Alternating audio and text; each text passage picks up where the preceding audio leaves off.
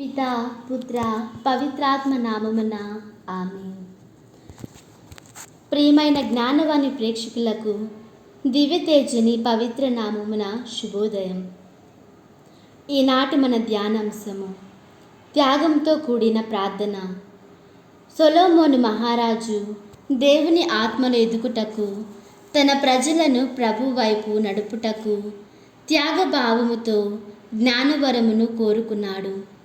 అదే విధముగా వినయ విధేయతకు, దైవ ప్రేమకు, తల్లి ప్రేమకు, నిస్వార్థ సేవకు నిలయమైన పునీత అన్నమ్మ గారి విశ్వాసాన్ని మెచ్చిన ప్రభువు లోక ఆరంభము నుండి లోకము ముగియు వరకు ఎవ్వరికీ అనుగ్రహించని అనుగ్రహ వరాన్ని వరపుత్రిక మరియ రూపంలో అనుగ్రహించాడు.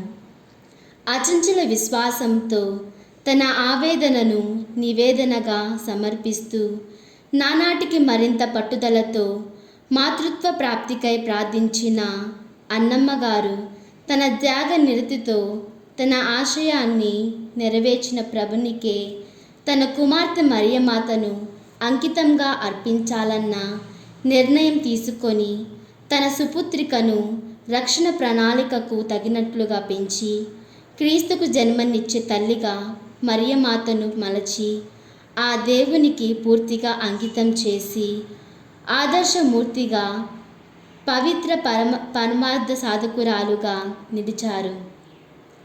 తన త్యాగంలో కూడిన ప్రార్థనలు మనందరికీ భవితకు మేలిమి సూత్రముగా మన జీవితాలను ప్రభు సేవకు సమర్పించే ఆశా కిరణంలా మారిన పునీత అన్నమ్మ గారిని మనకు ప్రేరణధారణిగా తీసుకొని ఎల్లవేళలా త్యాగ నిరతితో ప్రార్థిద్దాం.